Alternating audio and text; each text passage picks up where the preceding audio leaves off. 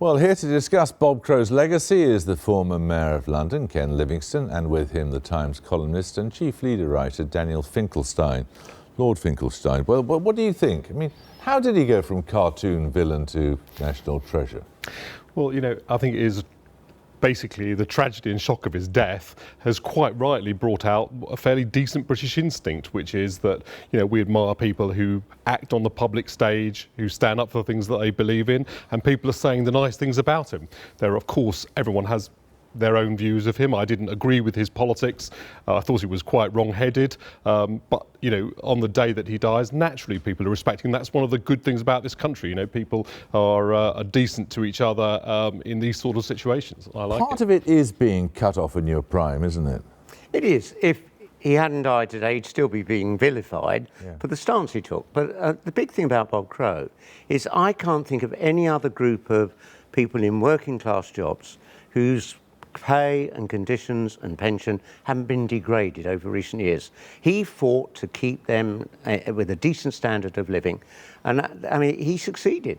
And I think it's a strong lesson to other trade unionists. It's no good pandering to the establishment or trying to suck up or hoping you'll get a deal. At the end of the day, you've got to stand up and fight, or your members' living standard will be degraded.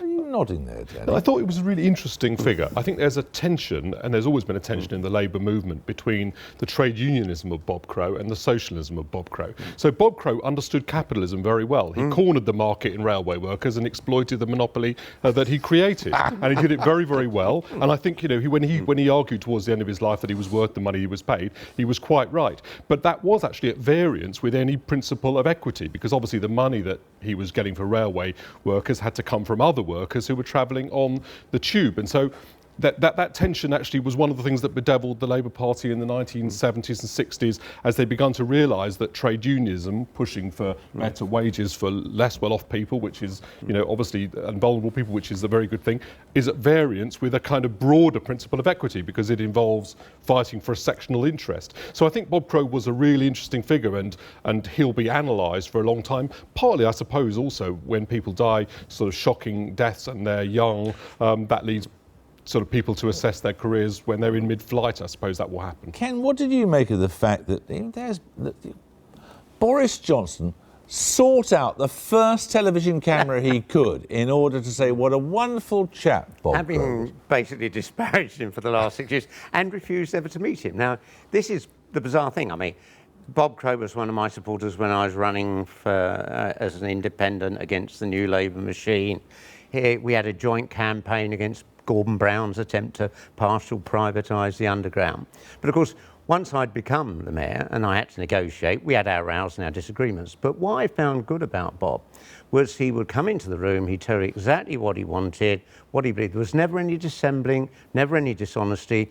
We had some terrible rows, but at the end of the day, the number of days lost under strikes in the 6 years that I was running the underground were cut by 98%. We did a fair deal. Stop blowing your own trumpet for a second. Let's deal with this terrain of why people rush out to be nice. But it may be, there's an element of hypocrisy, but it's actually a benign hypocrisy, which is a desire. You know, he's got a young family, he's died at a tragically young age. He was obviously, you know, I think there was also an element of triumph for him, by the way, because he lived his life absolutely to the full and all the way to the end. And that's a sort of a triumph as well as a tragedy. And I'm sure he wouldn't want to be seen as a tragic figure. But it's a benign hypocrisy. I wouldn't want to live in a society in which the first thing that, I mean, I think Nigel Farage included an attack on the EU in his tweet on, on Bob Crow.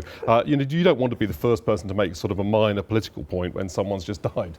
Well, no, when Mrs. Thatcher died, I was fairly moderate in my criticisms. I didn't remind people that every time she was re-elected, the suicide rate doubled in the following month and things like that, because they've got relatives and family around. It's classy to wait till now, I thought. Yeah. Well, I did write it up about 20 years ago. The other thing about him, of course, was that he was personally very charming, wasn't he? I mean, he had a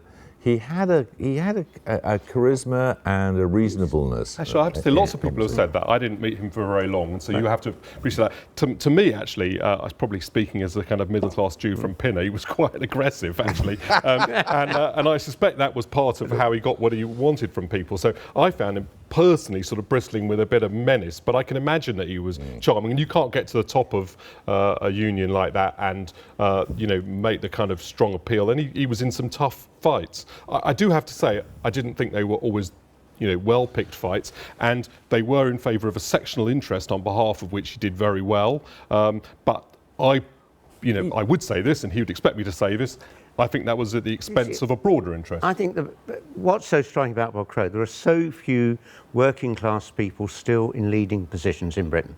50 years ago, many more, both in Parliament and in business. And we've had a sort of a middle class, everyone's got to be a graduate and all that.